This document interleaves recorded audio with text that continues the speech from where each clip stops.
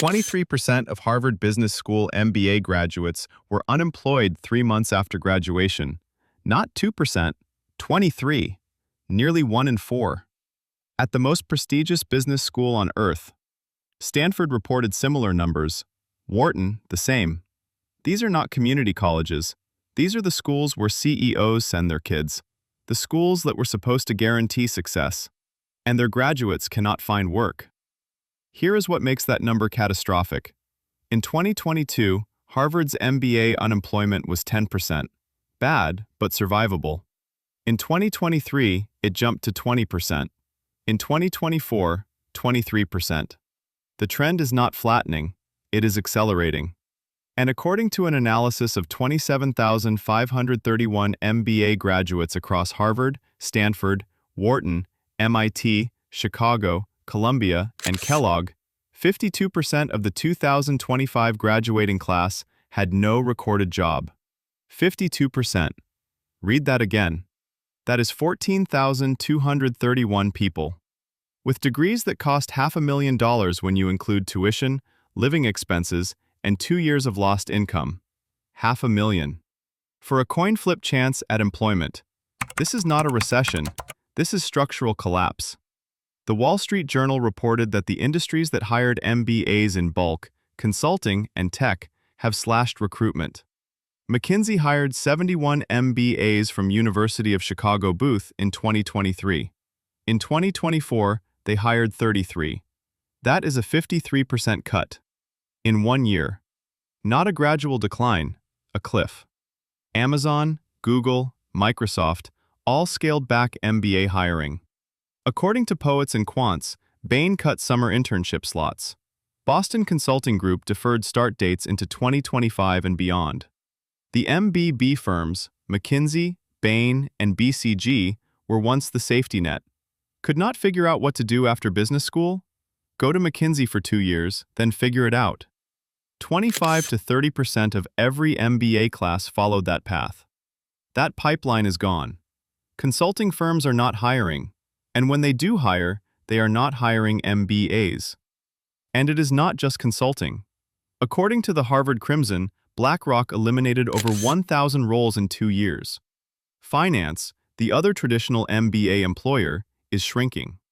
Tech companies that once hired MBAs in waves have decided they do not need them. The message from employers is clear. Prestige alone no longer guarantees a job. Then came the quote that should have made headlines everywhere. Kristen Fitzpatrick, who oversees career development at Harvard Business School, told the Wall Street Journal, quote, "Going to Harvard is not going to be a differentiator. You have to have the skills." Pause on that. The person whose entire job is to place Harvard MBAs into careers just publicly admitted that a Harvard MBA does not matter anymore.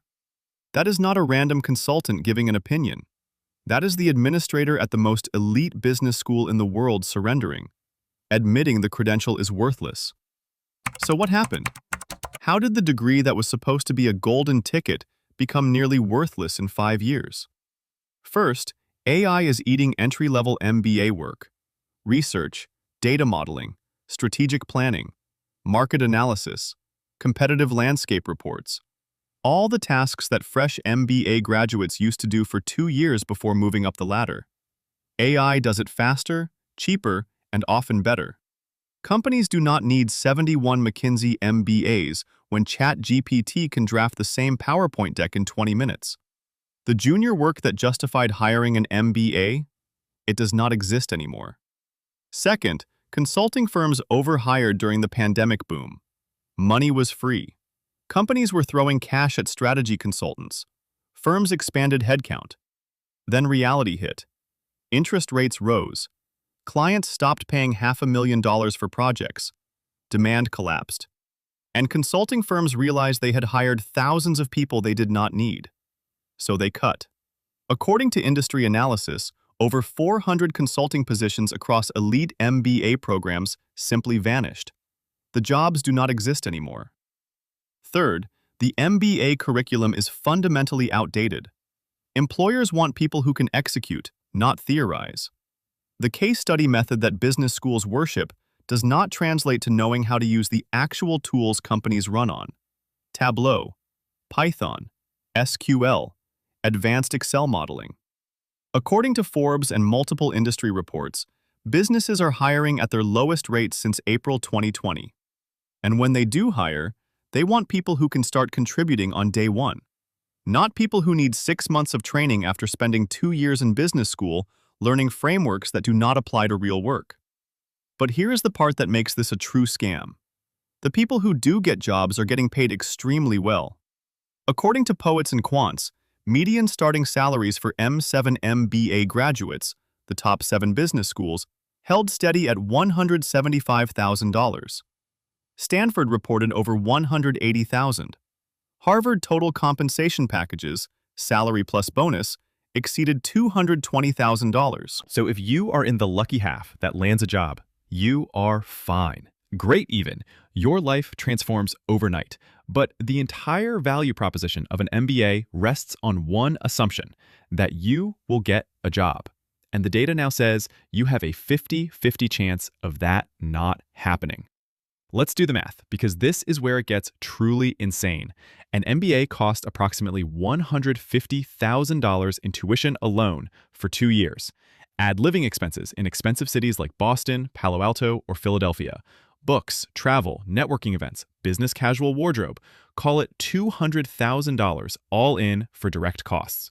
Now add the opportunity cost. You gave up 2 years of salary to attend business school. If you were making $80,000 a year before school, that is $160,000 in lost income. Total investment, $360,000 minimum. But most people applying to top MBA programs are not making $80,000. They're making 6 figures. If you were earning $120,000 a year, your opportunity cost jumps to $240,000.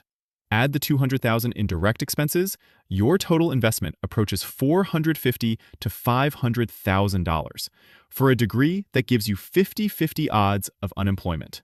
Now compare that to the alternative. Stay in your current job. Keep earning $120,000 a year. Get 2 years of promotions and raises. In 2 years, you are probably making $140,000 to $150,000. You avoided $500,000 in costs. You have $300,000 in earnings. You are $800,000 ahead financially compared to getting an MBA and not landing a job. The return on investment does not work at all, unless you are in the lucky 50%. But here is the cruel irony that makes this even worse.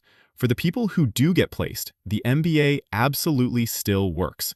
According to the data, the majority of employed MBA graduates changed industries or changed functions. The degree is a universal career reset button. Military officer to management consultant, mechanical engineer to investment banker, marketing manager to private equity associate. Those transitions are nearly impossible without an MBA. Employers will not even look at your resume. With an MBA, doors open. And many graduates jump directly from individual contributor roles to leadership positions. In corporate America, climbing from analyst to manager normally takes 10 to 15 years of grinding. The MBA compresses that to 2 years of school. You skip a decade of politics and waiting for promotions. You just leap. So the MBA has not lost its transformative power. The credential still works. The problem is you might not get the chance to use it. You were sold a product that works beautifully for half the people who buy it and financially destroys the other half.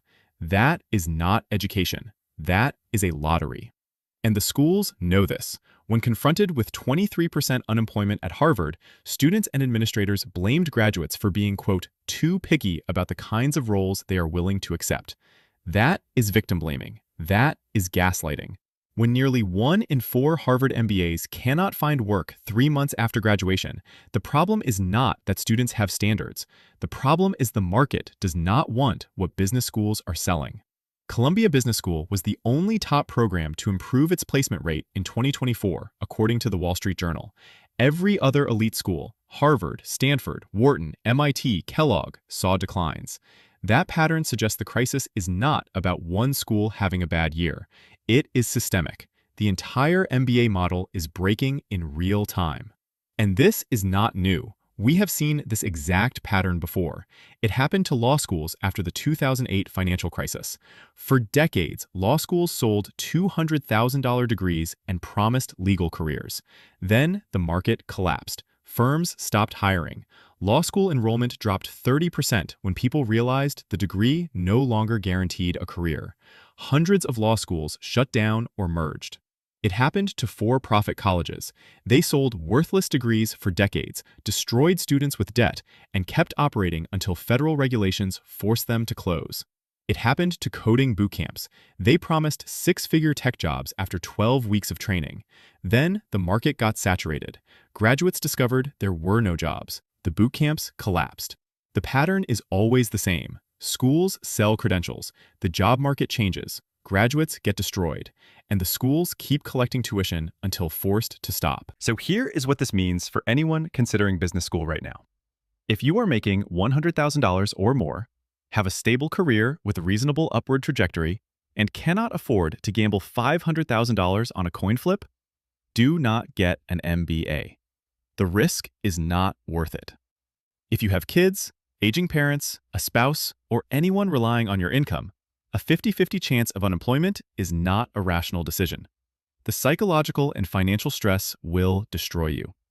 But if you are genuinely stuck in a career with zero upward mobility, if you want to completely reset into a different industry or function, if you can genuinely afford to lose $500,000 and recover, then the MBA might still be worth the gamble.